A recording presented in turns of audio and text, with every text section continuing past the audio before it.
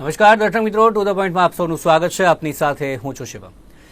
દર્શક મિત્રો, to the પોઈન્ટમાં વાત કરીશું આજે હીરા બજારની, કારણ કે જે પ્રકારે અત્યારે એક અહેવાલો સામે આવી રહ્યા છે, ખૂબ જ ચિંતાજનક માહોલ છે અને એક ભયંકર મંદીનો સામનો કે જે હીરા બજાર, ખાસ કરીને સુરતની આપણે વાત કરીએ તો તે કરી રહ્યું છે. 50 વર્ષમાં ઇતિહાસની આપણે વાત કરીએ તો આ પ્રથમ વખત એવો માહોલ છે કે જે ભારે મંદીમાં સપડાયેલું આ હીરા બજાર જોવા મળી રહ્યું છે. અને અનેક સંકટ કે જે આપણે વાત કરીએ, ટોટલ 17 લાખ જે રત્ન કલાકારો છે અને તેમાં જે પ્રકારે તેમનામાં સંકટ અત્યારે જોવા મળી રહ્યું છે. 18 મહિનાની વાત કરીએ તો 45 લોકો કે રત્ન કલાકારો કે જેમને આપઘાત કર્યા છે તે મામલો પણ સામે આવ્યો છે. ઘણી ફેક્ટરીઓ બંધ થઈ ગઈ છે અને મોંઘવારી જે પ્રકારે વધી રહી છે તેના કારણે પગાર કાપ મૂકવામાં આવ્યો છે. 50% જેટલો પગાર કાપ મૂકવામાં આવ્યો છે.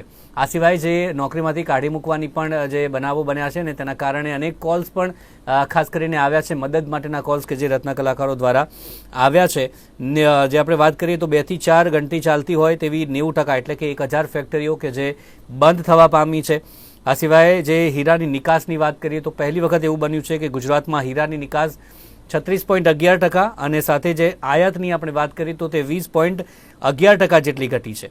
તો જે પ્રકારે આપણે વાત કરીએ નિકાસની તો 2023માં 1.43 લાખ કરોડ હતી, ત્યારે વર્ષ 2024માં વાત કરીએ તો 1.15 લાખ કરોડ નિકાસ થવાની સંભાવના છે. એટલે કે એમાં જે ઘટાડો આવ્યો છે તેની આપણે ચોક્કસથી વાત કરી રહ્યા છીએ. તો જે હેલ્પલાઇન છે તેમાં 3000 કરતાં વધારે કર્મચારીઓ કે જેમના મદદ માટે ફોન પણ આવ્યા છે. તો વધતી મોંઘવારી એક મુખ્ય કારણ છે. ખૂબ જ ભયાનક મંદીનો માહોલ છે. ત્યારે આજની ચર્ચા એ જ રહેવાની છે કે કયા પ્રકારનો માહોલ છે, ખાસ કરીને રત્ન કલાકારોમાં કેવા પ્રકારનો માહોલ છે મંદીના કારણે અને કેવા પ્રયત્નો કરવા જોઈએ, જેવા પ્રયત્નો અત્યારે નથી થઈ રહ્યા જે હીરા ઉદ્યોગને ખાસ કરીને ઉપર લાવવા માટે. આની પહેલાં આપણે વાત કરીએ તો 2008-9ની આપણે વાત કરીએ તો એ અરસામાં પણ ખૂબ જ જે મંદીનો માહોલ જોવા મળ્યો હતો, પરંતુ તેના કરતાં પણ ભયંકર મંદીનો માહોલ અત્યારે હીરા બજારમાં ખાસ કરીને જોવા મળી રહ્યો છે. ત્યારે ખાસ કરીને એ જ વાત કરીશું કેવા પ્રકારનો માહોલ છે, કેવા પ્રયત્નો ખાસ કરીને કરવા જોઈએ મંદીમાંથી બહાર આવવા માટે, તે તમામ બાબત પર આપણે ચર્ચા કરીશું. ચર્ચા માટે 2 મહેમાન મારી સાથે જોડાઈ ગયા છે. ભાવેશભાઈ ટાંક આપણી સાથે જોડાયા છે, વાઇસ પ્રેસિડેન્ટ છે ડાયમંડ વર્કર યુનિયનના. સ્વાગત છે ભાવેશભાઈ. ત્યારબાદ મારી સાથે છે અરસીભાઈ સોલંકી મારી સાથે છે, તે રત્ન કલાકાર છે. અરસીભાઈ, આપનું પણ સ્વાગત છે. સૌથી પહેલાં ભાવેશભાઈ, આપનાથી શરૂઆત કરીએ. ભાવેશભાઈ, કઈ રીતનો માહોલ હાલ ખાસ કરીને જોવા મળી રહ્યો છે? કારણ કે જે પ્રકારે અહેવાલો સામે આવ્યા છે રત્ન કલાકારોની સ્થિતિ ખાસ કરીને આપણે વાત કરીએ તો તે જે ભૂતકાળમાં ક્યારેય નથી જોવા મળી તેવા પ્રકારની સ્થિતિ અત્યારે જોવા મળી રહી છે. આપની દ્રષ્ટિએ કેવી સ્થિતિનો સામનો હાલ હીરા બજાર કરી રહ્યું છે? હીરા બજાર છેલ્લા 2 વર્ષથી મંદીનો સામનો કરી રહ્યા છે. 2 વર્ષથી કારીગરો બેરોજગાર બન્યા, કારીગરોએ આત્મહત્યાઓ કરી, નાના મોટા કારખાનાઓ ઘણા બધા બંધ થઈ ગયા, જેના કારણે લોકોની રોજગારી છીનવાઈ. અત્યારે ગુજરાતની અંદર આપણે જોવા જઈએ તો ગુજરાત એક રોલ મોડલ તરીકે ઉભરીને ભારત દેશની સામે આવ્યું હતું એક સમય હતો, પરંતુ એના જ રત્ન કલાકારો આજે 17 લાખ જેટલા રત્ન કલાકારોની રોજગારી સંકટમાં છે અને 2 લાખ જેટલા રત્ન કલાકારોની રોજગારી જવાની શક્યતાઓ છે. તો ખાલી સુરતની અંદરની વાત કરીએ તો સુરતમાં જ આપણે 1 વર્ષમાં 45 કરતા વધારે રત્ન કલાકારોએ સુસાઇડ કર્યા છે. તો રત્ન કલાકારોએ જ્યારે અમે સરકાર પાસે પોઝિટિવ રિસ્પોન્સ અમારા માટે આવ્યો નથી, તો એના માટે અમે સરકારની જે કઈ આવેદનો આપવાના હોય, મુખ્યમંત્રીને કહેવાનું હોય, શ્રમ રોજગાર મંત્રીને કહેવાનું હોય, ઉદ્યોગ મંત્રીને કહેવાનું હોય, તમામ જગ્યાએ અમે રજૂઆત કરી છે. પરંતુ હજુ સુધી રત્ન કલાકારો માટે પોઝિટિવ રીતે જવાબ આ સરકાર દ્વારા આવ્યો નથી. રત્ન કલાકારો આજે જે રત્ન કલાકાર 30,000 નું કામ કરતો હોય એ આજે 15,000 પહોંચી ગયો, 20,000 પહોંચી ગયો. જે આજે સુરતની અંદર તમે વાત જો કરો તો સુરતની અંદર રહેવું ને એટલે એક પરિવારના 4 લોકો જો સુરતમાં રેન્ટથી ભાડેથી રહેતા હોય તો એને ઓછામાં ઓછી આવક 30 થી 35,000 ની હોય તો એનું ઘર ગુજરાન માંડ કરીને ચાલે. બાળકો ભણતા હોય, એમના માતા પિતા જે વૃદ્ધાવસ્થાની સાથે અહીંયા હોય એની સાથે હોય, એના મકાનના ભાડાની વાત કરીએ, અત્યારે મોંઘવારીનો દર રોકેટની ગતિએ વધતો જાય છે. મોંઘવારીનો દર અત્યારે તમે જોવા જાવ તો મોંઘવારીનો દર આસમાન ઊંચી પહોંચ્યો છે. એની સામે આપણા રત્ન કલાકારોના જે પગારો છે એ દિન પ્રતિદિન 2 વર્ષથી દિન પ્રતિદિન ઘટતા જાય છે. તો આ પરિસ્થિતિની અંદર કઈ રીતે રત્ન કલાકાર પોતાનું ઘર ગુજરાન ચલાવી શકે? કઈ રીતે રત્ન કલાકાર પોતાના ઘર ગુજરાન ચલાવવા માટે એના પરિવારને સહારો બની શકે? ઘણા રત્ન કલાકારો આનાથી નાસીપાસ થઈ અને ન ભરવાના પગલા ભરી એના પરિવારને છોડી અને આત્મહત્યા કરવાનો નિર્ણય કરે છે. એ બાબત પણ અમે સરકારને ધ્યાનમાં આપી કે રત્ન કલાકારો આત્મહત્યા કરી રહ્યા છે, એના પરિવારને તમે આર્થિક મદદ કરો. સુરતની અંદર તો 45 રત્ન કલાકારોએ સુસાઇડ કર્યા છે. અને આ જ ગુજરાતની સરકારે ભૂતકાળની અંદર સુરતમાં ગુજરાતના દારૂબંધી છે, નઠાકાંડ થાય છે તો 4-4 લાખ રૂપિયા સહાય ચૂકવેલી છે આ જ ગુજરાતની સરકારે. તો આ તો રત્ન કલાકાર છે, એના વિકાસ એના પૈસામાંથી તમને ટેક્સ પ્લે કરશે. વિદેશથી સૌથી વધુ ઉડિયામણ કમાઈને લાવે છે. સુરતના વિકાસમાં 70% ફાળો રત્ન કલાકારનો છે. પેલા માનીએ છીએ બીજા ઉદ્યોગોનો પણ હશે, પણ શરૂઆતની અંદર જો પૂરજોશની અંદર હીરા ઉદ્યોગ અને રત્ન કલાકારોએ મહેનત કરી છે. એટલા માટે આજે સુરત વિશ્વની અંદર નામ ગાજતું કર્યું છે. વિશ્વ ફલક ઉપર ડાયમંડ સિટી તરીકે જો નામ ગાજતું કર્યું હોય ને તો એના પાયામાં આપણા રત્ન કલાકારની મહેનત છે. તો એ રત્ન કલાકારની મહેનતને તમે હાવ ધ્યાન ઉપર જ ન લ્યો એ તો કઈ રીતે બની શકે? 2 દિવસ પહેલા જ એક આપણા અગ્રણી ઉદ્યોગપતિએ ભારત દેશના વડાપ્રધાનને એક ભારતની આકૃતિ વાળો ડાયમંડ આપ્યો છે, બરાબર? તો એ ડાયમંડ આપ્યો છે તો ડાયમંડ ને બનાવનાર રત્ન કલાકાર છે. એ રત્ન કલાકારની સ્કિલ છે. એ સ્કિલ આ દુનિયાના કોઈ પણ દેશ પાસે નથી. તો એ સ્કિલ જો ભારત દેશના વડાપ્રધાન પાસે પહોંચતી હોય તો આપણે કેમ રત્ન કલાકારોને સાચવી ન શકીએ? નથી થયું એ ચોક્કસની વાત છે. આપની સાથે ફરી આવું છું આપની પાસે. આપણી પાસે હર્ષિભાઈ છે. હર્ષિભાઈ, આપ શું કહેશો રત્ન કલાકાર તરીકે? જે પ્રકારનો મંદીનો માહોલ છે હાલ, સુરતની વાત કરીએ, અમદાવાદની વાત કરીએ, મોટા શહેરોની ખાસ કરીને વાત કરીએ, કેવા પ્રકારની તકલીફનો સામનો રત્ન કલાકાર અને તેમના પરિવારને અત્યારે થઈ રહ્યો છે? રત્ન કલાકાર તો એના પરિવાર માટે તો ભયંકર, કારણ કે જે કામ થતું હતું એ કામ નથી થતું. એના માટે અલગ અલગ વિસ્તાર બદલવા લાગ્યા, અલગ અલગ ધંધા બદલવા લાગ્યા, જે કામ નથી થતું હાલમાં, બરોબર? અને જે ત્યારે કામ મળે તો ભાવ તોડીને શોષણ મોટા મોટા ખાતાનો, અને વધારે આપણે શેઠ સામે બોલીએ તો રજા આપી દે. ભાવેશભાઈ ને ખબર છે કે હું ચોથા મહિનામાં એને રિક્વેસ્ટ કરી હતી 28 તારીખે, 28 ગયા વર્ષની ચોથા મહિનાનું ઘરે બેઠો છું. હજી હાલમાં કોઈ ધંધો નથી મળ્યો હીરામાં. એવું છે. જી, જે પગારની ખાસ કરીને વાત કરીએ તો એવરેજ આમ કેટલો પગાર આમ રત્ન કલાકારો અત્યારે જે સમયાંતરે જે વધવું જોઈએ કે જે તેમાં કોઈ વધારો થતો આવ્યો છે કે એ કઈ રીતની સ્થિતિ છે તેમાં? અત્યારે મોંઘવારીના હિસાબે તો એવું લાગે કે જે 1000 ઉપર તો કામ થવું જ જોઈએ. મતલબમાં ભણતર છોકરાનું, પછી ખર્ચ એ બધું થતું જ નથી. હું હાલમાં મારી વાત કરું તો સુરત છોડીને અટાણે કામરેજમાં ભાડેથી રહું છું. સુરતમાં હું 45 રૂપિયા ભાડું ચૂકવતો હતો, અત્યારે હાલમાં અહીંયા કામરેજમાં 2000 રૂપિયા ચૂકવી અને છોકરાને બધાને અહીંયા લઈ લીધું છે મોંઘવારીના હિસાબથી. એટલા માટે કાંઈ નથી કામ કરતો, ઘરે જ છું. અને જાય ધંધામાંથી તો કારખાના ચાલુ નથી થયા, અને જે મારો પોતાનું ખાતું હતું એ બંધ થઈ ગયું, એટલે હું કામ કરતો તે બંધ થઈ ગયું મોટી બધી જેમ. જી, ભવેશભાઈ, જે વાત અત્યારે જણાવી હમણે હર્ષિભાઈએ કે બંધ થઈ ગઈ છે, ઘણી બધી ફેક્ટરીઓ પણ બંધ થઈ ગઈ છે. આની પહેલા ક્યારે આ પ્રકારની મંદીનો સામનો કર્યો છે? આટલી બધી ફેક્ટરીઓ બંધ થઈ હોય, 50%થી નીચે, 50% કરતાં પણ વધારે પગાર કાપ થયો હોય, આવી મંદીનો સામનો પહેલા ક્યારે કર્યો છે?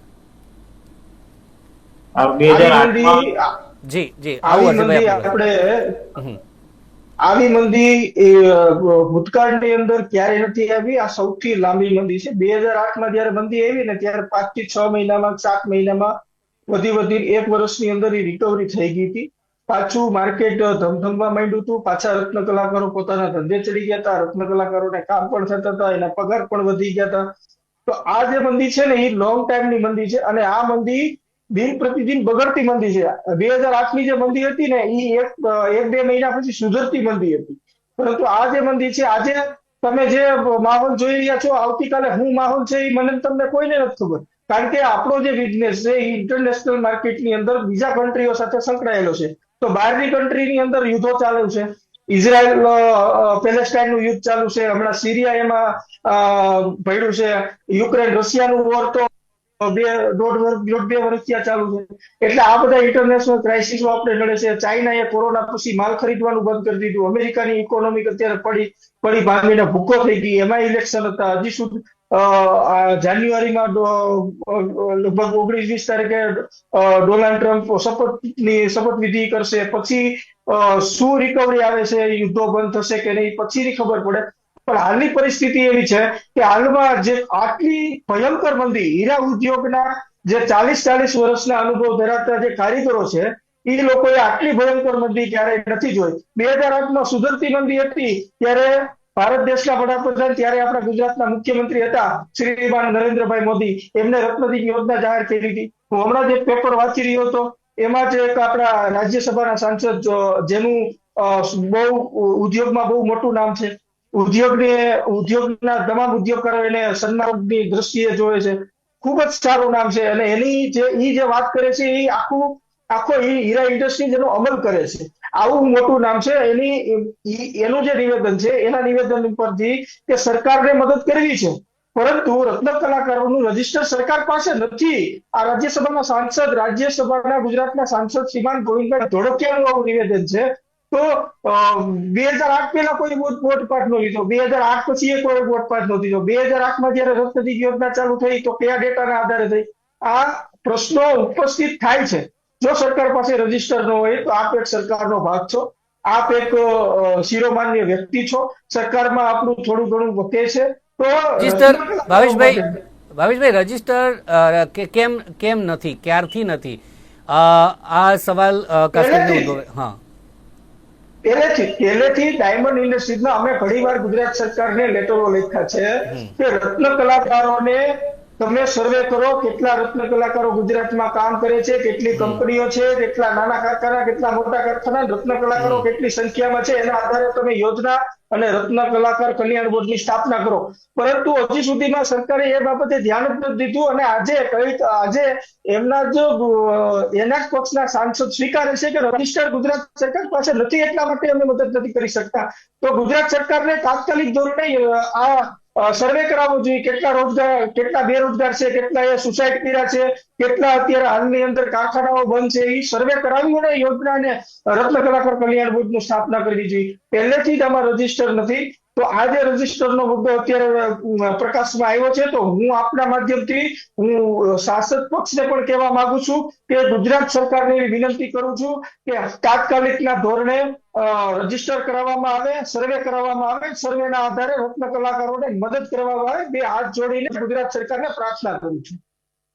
ચિંતાજનક આ બાબત કહી શકાય, કારણ કે રજીસ્ટર નથી એ એક મહત્વનો મુદ્દો છે. કારણ કે સરકાર કંઈક કરે તો કેવી રીતે કરે એ પણ એક મહત્વનો સવાલ બની જાય છે. હીરા ઉદ્યોગની ખાસ કરીને વાત કરીએ તો લાખો કરોડો જે ટર્નઓવર, ખાસ કરીને આપણે વાત કરીએ આયાત નિકાસને લઈને આપણે વાત કરીએ, પરંતુ તેમાં રજીસ્ટર નથી, એક મોટો સવાલ આમાં બની રહ્યો છે. ખાસ કરીને આપણે અર્શીભાઈ શું કહેશો આપ? જે પ્રકારે આપણે વાત કરીએ, જે હમણાં ભાવેશભાઈએ ઘણી બધી વાત કરી કે જે કામ થવું જોઈએ સરકાર તરફથી તે નથી થયું રત્ન કલાકારો માટે, આપનું શું કહેવું છે? એ કામ થવું જોઈએ. ભાવેશભાઈની વાત સાચી જ છે, કારણ કે આ વારાફરતી આવી રીતના હાલા જ કરે છે. બેરોજગાર, અને કારીગરો ઘણા આત્મહત્યા કરે છે, એવું છે. તો સરકાર ઉપર આપણે કેવી રીતના માંગણી કરીએ કે સહાય આપો? એના માટે શું કરવાનું પ્રોસેસમાં કઈ? સાથે જે કામ કરતા હોય રત્ન કલાકારો હોય, આપની સાથે જે કામ કરતા હતા, તેમની સ્થિતિ અત્યારે ખાસ કરીને કેવી છે? કોઈ દાખલો આપ કરવા માંગો કે એમની સ્થિતિ આ પ્રકારે અત્યારે જોવા મળી રહી છે? એ લોકો પાસે દેશમાંથી આવી ટિકિટના પૈસા બી નથી, અહીંયા રૂમના ભાડા એમને ચડે છે, બરોબર? એવી પરિસ્થિતિ છે એ લોકોની. અને જે અહીંયા આવી ગયા છે એ લોકોને એકબીજા હેલ્પ કરી અને ખાવાનું પોષણ કરે છે ધીરે ધીરે, કે ભાઈ થોડાક પૈસા ઓછી ના આપો પછી આપી દેશો, ખાતું ખુલશે ત્યારે. એવી રીતના બધા સહાય અલગ અલગ ફ્રેન્ડ સર્કલ દ્વારા કરે છે. પોઝિશન હાલ અત્યારે એ છે. જી, આપ અત્યારે શું કરો છો? અને આજે ઘરનું ગુજરાન ચલાવવા માટે ખાસ કરીને જે આર્થિક હોતું હોય છે કે કોઈ કમાનાર હોય ઘરમાં, આપના ત્યાં ગુજરાન કેવી રીતે ચાલી રહ્યું છે? આપ કહો છો કે કશું નથી કરતો ત્યારે? ભાઈ એમાં એવું છે કે મેં મારા પોતાના ઘરના, મારા વાઈફના દાગીના ગીરવે મૂકી અને અમે અમારું શોષણ કરીએ છીએ. ઘરમાં બધી ખાવાનું પૂરી કરીએ છીએ. બાકી હાલમાં કઈ ધંધો મળતો જ નથી. ભાવેશભાઈ, આવા કેટલા રત્ન કલાકારો હશે અત્યારે, અને ખાસ કરીને જે પગારની વાત કરીએ, જે મળવું જોઈએ જે કામ કર્યા બાદ, તે એવરેજ કેટલું હશે તમામ રત્ન કલાકારો માટે મેક્સિમમ આપણે જે પ્રકારે વાત કરીએ, અને તેની સામે બીજો ખર્ચો, કેવી કેવી તકલીફો રત્ન કલાકારોને પડી રહી છે? અત્યારે આપણે વાત કરીએ તો સમગ્ર ગુજરાતની અંદર અમદાવાદ, બોટાદ, ભાવનગર, ગારિયાદર, લાઠી, લીલિયા, રાજકોટ, જુનાગઢ, તાલાળા, કેશોદ, આ બધી જ જગ્યાએ નાનાથી મોટા પ્રમાણની અંદર ડાયમંડ ઇન્ડસ્ટ્રીઝ, અમદાવાદ, સુરત, આ બધી જ જગ્યાએ, ડીસા લઈ લો, પાલનપુર લઈ લો, બધી જ જગ્યાએ નાનાથી મોટા પ્રમાણમાં ડાયમંડ ઇન્ડસ્ટ્રી કાર્યરત છે. અને આની આશરે જો અનુમાન લગાવવામાં આવે તો 25 લાખ લોકો આની આ ઉદ્યોગમાંથી રોજગારી મેળવે છે. તો એ લોકોનો જયારે મંદી નહોતી ત્યારે એનો પગાર હતો 25 થી 30 હજાર, તો અત્યારે એનો પગાર થઈ ગયો છે ઘટીને 15 થી 20 હજાર. તો એ કઈ રીતે એનું ઘર ગુજરાન ચલાવે? તમને ખબર છે મોંઘવારી અત્યારે ક્યાં પૂગી? તેલના ડબ્બાના ભાવ એક સમયમાં જે ડબ્બો તમને 1500 નો મળતો હતો, એ જ ડબ્બો આજે 3000 નો થઈ ગયો, 2800 નો, 2700 નો થઈ ગયો. ખાંડના ભાવ તમે જોઈ લો, ઘઉંના ભાવ તમે જોઈ લો, બધી જ ખાદ્ય સામગ્રીઓના ભાવ તમે જોઈ લો. તો આમાં રત્ન કલાકાર કઈ રીતે એનું ઘર ગુજરાન ચલાવે? જ્યારે કેસ્ટાની પોલિસી બહાર પડી ત્યારે અમે પણ ગુજરાત સરકારને કીધું હતું કે ગુજરાત સરકારને જેમ કેસ્ટાની પોલિસી બહાર પડી એવી જ રીતે અમારા કારીગરોની, રત્ન કલાકારોની કેમ બહાર ન પડી શકે?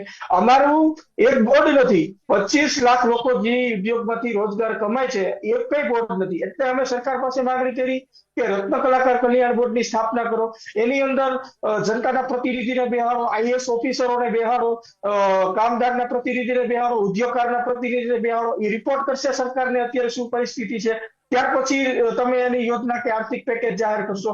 આ બાબતના રસ્તાઓ પણ અમે દેખાડ્યા અને સરકારને લેટરો પણ લખેલા છે. કે વારંવાર અમે લેટરો લખી થાકી ગયા છે, છતાં પણ સરકાર આમાં ધ્યાન નથી દેતી. માત્ર ને માત્ર ઉદ્ઘાટન માટે તમને નેતાઓ નથી બનાવ્યા, માત્ર ને માત્ર કોઈ રોડ શો કરવા માટે તમને નેતાઓ નથી બનાવ્યા. તમને નેતાઓ બનાવ્યા છે ગુજરાતની ગરીબ અને શોષિત જે જનતા છે એના કલ્યાણ માટે, એના ભવિષ્યના નિર્માણ માટે તમને નેતા બનાવ્યા છે. તમને માત્ર ને માત્ર એસી ઓફિસમાં બેહીને તમને શોબાજી કરવા માટે નેતા નથી બનાવ્યા. આના રસ્તા પણ અમે દેખાડ્યા છે, આના સોલ્યુશન પણ અમે સરકારને કીધા છે, છતાં પણ ગુજરાત સરકાર કાંઈ કરતી નથી. મને એવું લાગે છે કે આ સરકાર નથી કરી રહી, આટલો લાંબો સમય થયો છતાં પણ નથી કરી રહી. શું કારણ આપને લાગી રહ્યું છે? મને અત્યારે સ્પષ્ટપણે એક જ કારણ દેખાય છે. સ્પષ્ટપણે હું જો મારા અનુસંધાને જે લોકવાયકા કહી છે એ પ્રમાણે મને એક જ કારણ દેખાય છે. ગુજરાતમાં ગુજરાત સરકાર અને માલિકોની મિલીભગતથી કારીગરોનું ભરપૂર પ્રમાણમાં એના માનવાધિકારનું હનન થાય છે અને એનું શોષણ થાય છે.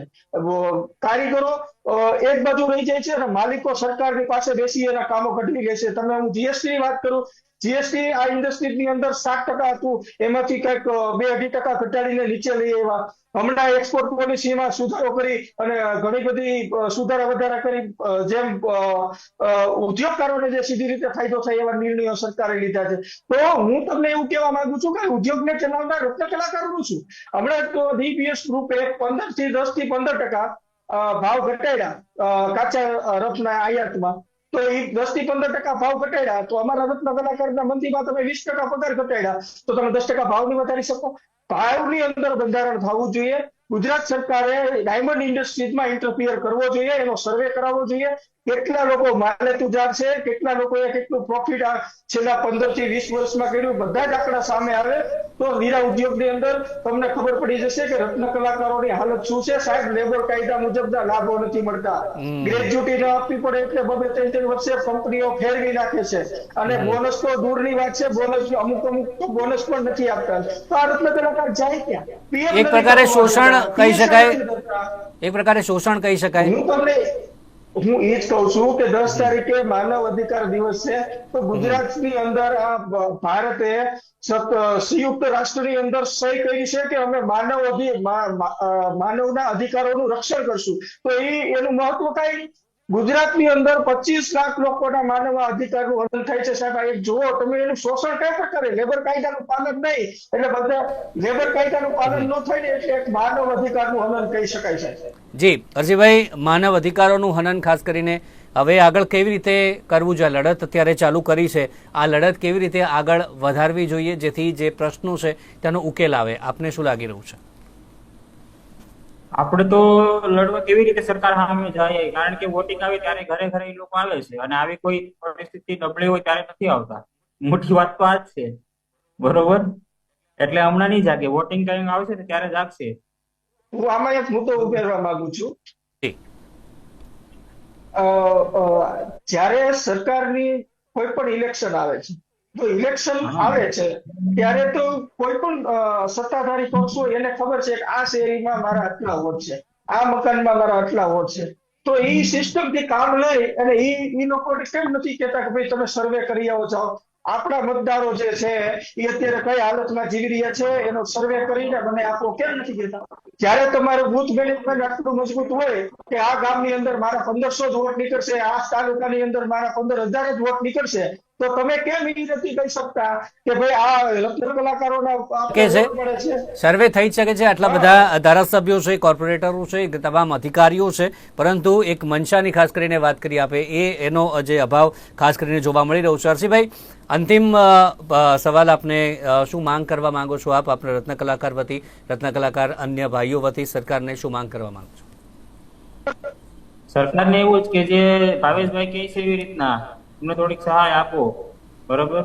એવી રીતના. અને તમે જે આવેદન પત્ર ને એવા આપવાથી કઈ ફાયદો થતો નથી, તો આના માટે તો ક્યાંક અલગ જ કરવું પડશે.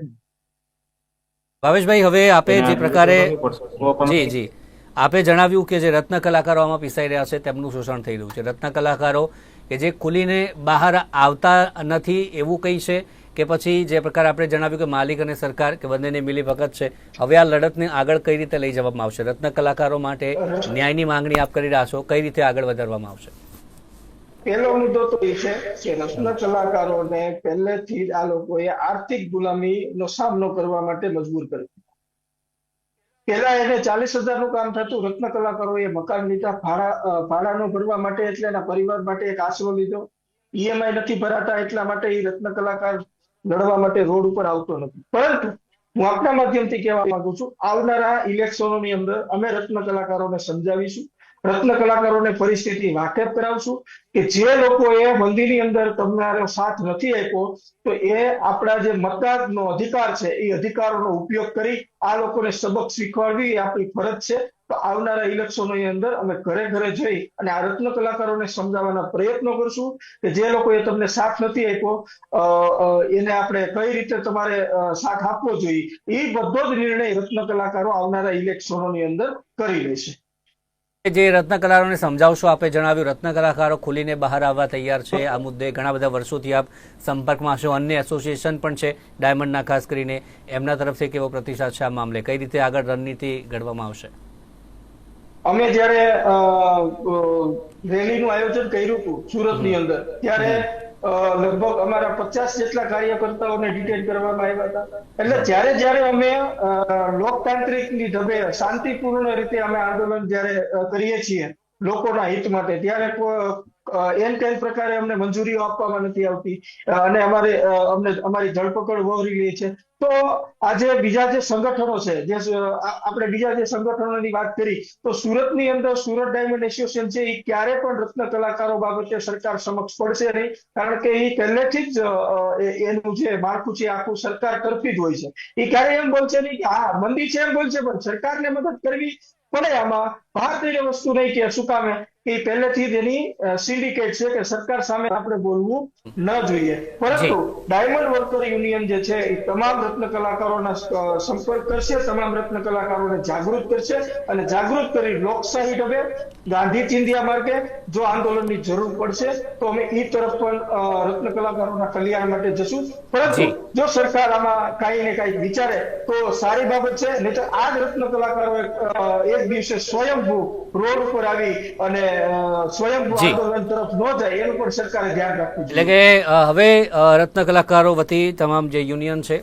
તે પણ ખાસ કરીને લડી લેવાના મૂડમાં છે અને જે પ્રશ્નો છે કે જે જલ્દીમાં જલ્દી હલ થાય તે મુદ્દે આગળ વધી રહ્યા છે. ખૂબ જ ચોક્કસથી એક ચોંકાવનારો મુદ્દો છે. 25 લાખ જે રત્ન કલાકારો અને તે અત્યારે ક્યાંક ને ક્યાંક મુશ્કેલીમાં સપડાયેલા જોવા મળી રહ્યા છે. હવે તેમના મુદ્દે આગળ સરકાર શું કરે છે તે પણ ચોક્કસથી મહત્વનું રહેશે. આ બાબત સાંભળે છે કે નહીં, ને ખાસ રજિસ્ટરની જે પ્રકારે ચર્ચા કરીએ છીએ કે કેટલા રત્ન કલાકારો છે તેનો યોગ્ય આંકડો પણ નથી સરકાર પાસે. એ મુદ્દો ચોક્કસથી હલ થાય અને યોગ્યમાં યોગ્ય સહાય પ્રાપ્ત થાય, કારણ કે ભૂતકાળમાં જેવી મંદી નથી થઈ તેવી આ મંદી છે અને એમાંથી જલ્દીમાં જલ્દી બહાર આવે તેવી આશા આપણે પણ રાખીએ છીએ. આપણી સાથે જોડાયા ભાવેશભાઈ અને હર્ષિભાઈ, બંનેનો આભાર અમારી સાથે જોડાયા તે બદલ. Thank you very much.